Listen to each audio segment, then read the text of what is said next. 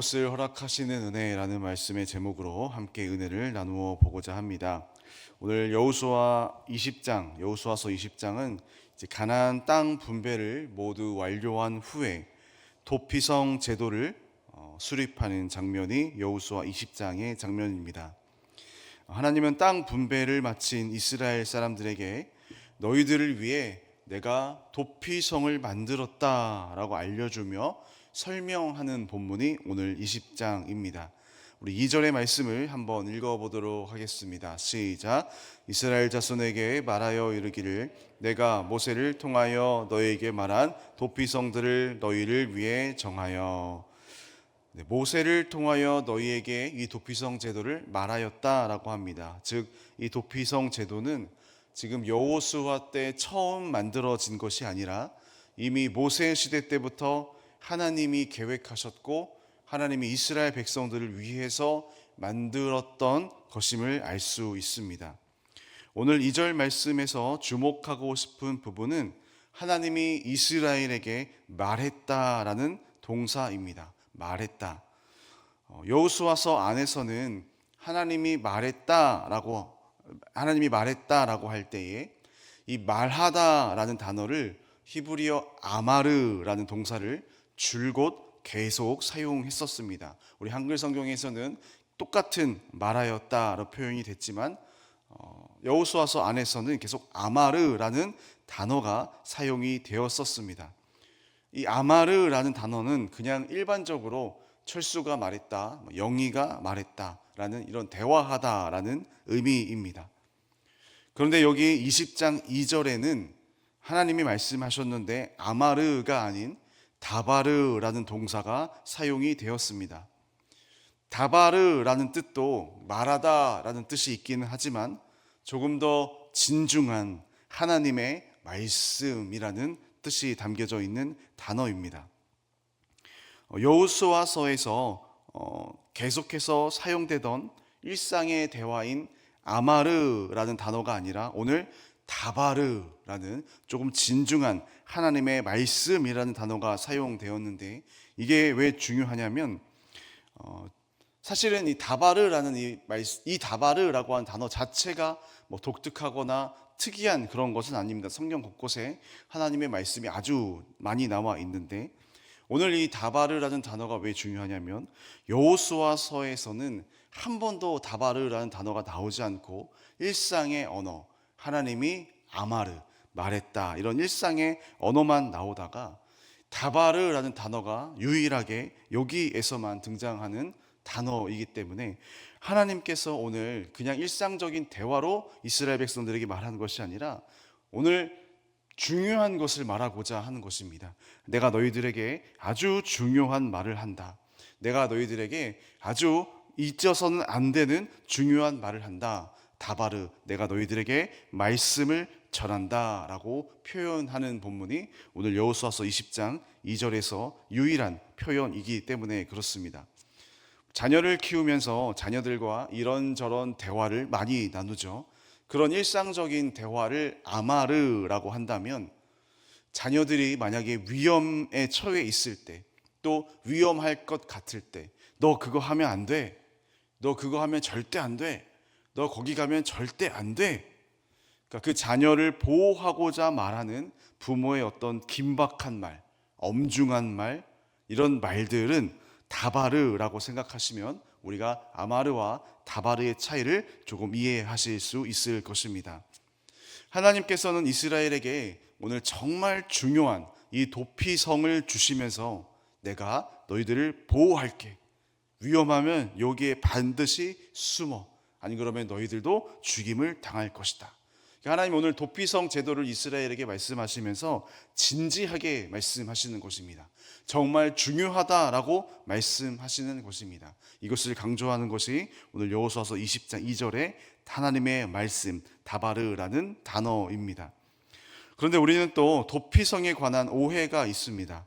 도피성은 실수로 사람을 죽이고 도망가는 사람이 숨는 곳이라는 것이 도피성이라는 것이죠. 그런데 이게 오늘날에는 이해가 안 되는 겁니다. 실수이건 간에 사람을 죽였으면 당연히 처벌을 받아야 하는 것이 마땅한데 하나님은 오히려 도피성을 만들어서 피할 곳을 주신다라는 것이죠. 도피성을 약간 살인자들을 보호해주고 다른 보복자들로부터 보호해주는 기능만 하는 곳으로 도피성을 이해할 때에 우리는 이 도피성에 관한 것이 오늘날 우리에게는 잘 이해가 되지 않습니다. 그러나 이 도피성을 적절할지는 모르겠지만 오늘날로 비유하자면 이 도피성은 감옥과도 같은 곳입니다. 물론 도피성이 오늘날 감옥보다는 더 나았을 것이라 생각이 듭니다만, 그러니까 도피성의 목적은 살인을 저지른 자가 죄를 짓고 나 여기로 도망가야지, 여기로 숨으면 돼, 이러기 위해서 만들어진 곳이 아니라 부지 중에 살인을 저지른 자를 그냥 단순히 받아주는 장소, 그 자들이 모여 있는 장소. 사실은 같은 말일 것 같지만 약간의 차이가 있습니다. 그러니까 오늘날로 비유하자면 여러분, 모르고 살인을 저지른 처벌받아야 하는 사람이 감옥으로 도망가지는 않습니다. 다른 곳으로 피해서 도망가죠. 다른 곳으로 피해 도망가다가 잡히면 오는 곳이 감옥입니다. 즉 여기 오늘 도피성은 살인자들이 도망가서 몰래 숨어야지 하는 곳이라기보다는 살인을 저질렀던 자들을 수용하고 받아주는 감옥과 같은 곳이다라고 생각하면 도피성을 더 잘 이해가 될 것입니다. 우리 말씀을 한번 볼 텐데요. 5절과 6절의 말씀을 우리 한번 읽어보도록 하겠습니다. 시작. 피해의 보복자가 그의 뒤를 따라온다 할지라도 그들은 그 살인자를 그의 손에 내주지 말지니 이는 본래 미워함이 없이 부지중에 그의 이웃을 죽였음이라. 그 살인자는 회중 앞에 서서 재판을 받기까지 또는 그 당시 대제사장이 죽기까지 그 성읍에 거주하다가 그 외에 그 살인자는 그 성읍 곧 자기가 도망하여 나온 자기 성읍 자기 집으로 도망갈지니라 하라 하시니라. 이 구절들을 보면 도피성이 단순히 숨는 곳이 아니라 살인을 저지른 자들을 받아주는 감옥과 같은 곳이다라는 것을 더 잘 이해할 수 있는 구절인데요. 특히 6절 말씀에 보면은 도피성은 그 죄인을 보호해 주면서 뭘 한다고 얘기하냐면 재판을 받도록 한다라는 겁니다. 그러니까 무조건적인 보호가 아니라 그 도피성에 머무르면서 그 죄인을 재판한다라는 거예요. 재판을 통해서 그 결과에 따라, 그 재판의 결과에 따라서 또 다른 반응들을 했을 것이라고 추정이 됩니다. 그리고 그 재판의 결과에 따라서 혹은 나를 담당하는 대제사장이 죽기까지 그 도피성 감옥에 계속 거주해야 된다라고 이야기를 하는데, 즉 어쩌면 평생을 이 도피성에서 거주해야 할 수도 있었을 것입니다.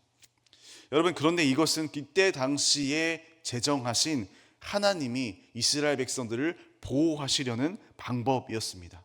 즉 도피성은 하나님의 보호하심입니다. 왜냐하면 이 죄를 범한 사람이 만약에 이 도피성에 있지 않고 성 밖으로 나와버리면 다른 보복자들이 이를 가만두지 않습니다. 방금 읽었었던 그 5절 말씀처럼 또 다른 살인이 일어나는 것입니다. 그 보복자들이 또 와가지고 감히 우리 가족을 죽였어? 감히 내가 아는 누구를 죽였어? 하면서 저 사람을 죽여도 돼, 돌로 쳐 죽이자 하면서 이 죄 지은 사람이 이 도피성 밖에 나와 있을 때에 다른 보복자들로 인해서 또 죽임을 당하는, 그리고 그 죽임은 합법적인 살인이 될지도 모르는 그러한 상황이 벌어지는 것이죠. 그러면 이스라엘 공동체는 어떤 공동체가 되겠습니까? 사랑의 공동체가 아니라 피해의 공동체, 보복의 공동체, 아주 아수라장이 되고 그 공동체는 그때부터 지옥과 같은 공동체가 되는 것입니다. 하나님이 이 도피성을 모세 때부터 계획하시고 아주 중요하게 여기시면서 만드신 이유는 여기에 있습니다. 이스라엘 백성들 안에서, 너희들의 안에서 또 다시 피를 흘리는 그 죄를 막기 위해, 그 죄에 범하는 것을 막기 위해, 또 다른 희생을 막기 위해 하나님께서 실시한 제도가 도피성 제도라고 볼 수 있습니다. 하나님은 오늘 이게 너희들에게 중요한 이 하나님의 말씀 다바르라고 알려주시는 것입니다. 하나님의 관심은 사람을 보호하는 것, 그 하나님의 나라된 그 제사장 나라된 그 공동체를 보호하는 것, 그리고 이 공동체가 피해 공동체, 보복의 공동체, 서로 미워하고 마음과 미워하는 마음과 아픔의 공동체가 아니라 서로 사랑으로 하나 되는 공동체가 되길 원하셨다라는 것이 오늘 하나님의 마음이라고 볼 수 있습니다. 이 도피성 제도를 신약의 메시지와 연결을 해보면 예수님의 사역과도 연관이 있습니다. 왜냐하면 예수님이 이 땅에 오심 자체가 예수님께서 죄인들의 피난처가 되기 위해서 오신 것이기 때문입니다. 우리가 알다시피 예수님이 이 세상에 오신 이유는 의인 때문에 오신 것이 아닙니다. 죄인을 부르시고 죄인을 품으시려고, 예수님 스스로 죄인들의 도피성이 되어 주셔서 그 도피성이 되어 주시기 위해서 이 세상에 오신 것입니다. 죄인들이 도피성 밖을 나가면 보복을 당하고 죽임을 당하듯이 죄인들은 오직 예수 그리스도 안에만 거해야 하는 것입니다. 여러분, 이것이 오늘날 우리에게 은혜이고 복음입니다. 여러분, 부지 중에 죄를 지은 사람을 품어 주셨고, 부지 중에 살인을 저지른 자가 나오는 오늘 본문의 말씀, 여러분, 부지 중에 살인을 저지른 자, 우리와 무관하다라고 생각하지 마시기 바랍니다. 여러분, 이 모습이 바로 우리의 모습입니다. 우리는 일부러 죄 짓습니까? 부지 중에 죄를 짓습니다. 부지 중에 말로 죽이고, 부지 중에 상처를 주고, 부지 중에 우리의 관계 가운데에 관계를 깨지게 하는 죄도 우리 또한 날마다 짓습니다. 그런데 주님께서는 그 죄인된 우리를 품어주시기 위해서, 우리를 안아주시기 위해서 도피성이 되어주시려 이 세상에 오신 것입니다. 오늘 20장 여호수아서 20장 본문에서 이 도피성은 한 곳이 아니었습니다. 총 6곳이었습니다. 그러면 이 도피성을 어느 도시에, 이 어느 성에 이거 도피성을 설치하느냐? 이스라엘의 요단강을 기준으로 땅 분배가 맞췄잖아요. 요단강을 기준으로 동편과 서편이 아주 골고루 땅 분배를 완료했습니다. 오늘 본문 7절에서 9절에 이 도피성을 곳곳에 분포했다라고 설명합니다만, 제가 간단하게 결론만 말씀드리면 이 도피성은 동편의 3곳, 서편의 3곳, 이렇게 골고루 도피성이 이스라엘 전체에 설치가 됩니다. 그리고 이 도피성은 이스라엘 백성들이 내가 이사갈 지파이고, 내가 에브라임 지파이고, 내가 유다 지파 안에 살고 있던, 내가 어느 지파에 살고 있던 상관없이 약 50km 이내에 모두 다 갈 수 있도록, 아주 쉽게 갈 수 있도록 골고루 배치가 돼 있다라고 학자들이 말합니다. 학자들에 의하면 사람이 쉬지 않고 걸을 때에 하루 안에 도착할 수 있는 정도의 장소에 도피성이 곳곳에 설치가 되었다라고 합니다. 즉, 이스라엘 사람들이 내가 어디에 살건 간에 도피성에 언제든지 갈 수 있도록, 그리고 도피성으로 오는 동안 또 다른 피 흘림, 또 다른 보복이 없도록 이렇게 골고루 도피성을 세웠다라는 것입니다. 뿐만 아니라 이 도피성 규례는 이스라엘 백성들에게만 해당하는 것이 아니라, 오늘 본문은 아니지만 민수기 35장에 보면 외국인들에게도 적용이 됩니다. 이는 이스라엘 공동체, 언약 공동체 안에 외국인들, 이방인들도 언제든지 들어올 수 있다라는 여호수아서 안에서의 그 관심, 예를 들어서 라합도 이방인인데 들어오지 않았습니까? 이 관심, 이 품어줌이 계속 나타나고 있는 것입니다. 그 하나님의 마음은 모든 이들이 주님의 백성들이 되고, 우리가 보복과 피해 공동체가 아닌 사랑의 공동체 되길 원하셨던 분이시고, 또한 죄인된 우리들을 보호하시고 감싸주시는 데에 하나님의 중요한 다바르, 하나님의 말씀이 있음을 알 수 있는 본문이 바로 오늘 도피성 본문입니다. 오늘 말씀의 제목, 피할 곳을 허락하시는 은혜입니다. 여러분, 죄인된 오늘날 우리에게도 피할 은혜를 주셨습니다. 바로 우리 주님께서 지신 십자가의 은혜가 바로 그 은혜입니다. 내가 죄인이어서 내가 십자가에 달려야 되는데 주님이 그 십자가로 가시면서 우리를 도피성으로, 그분이 직접 도피성 되어 주셔서 그분이 우리를 품에 품어주시고 안아주신 것입니다. 주님이 나의 피할 도피성이 되어 주신 것, 여러분, 이것이 오늘 우리를 살린 복음의 내용입니다.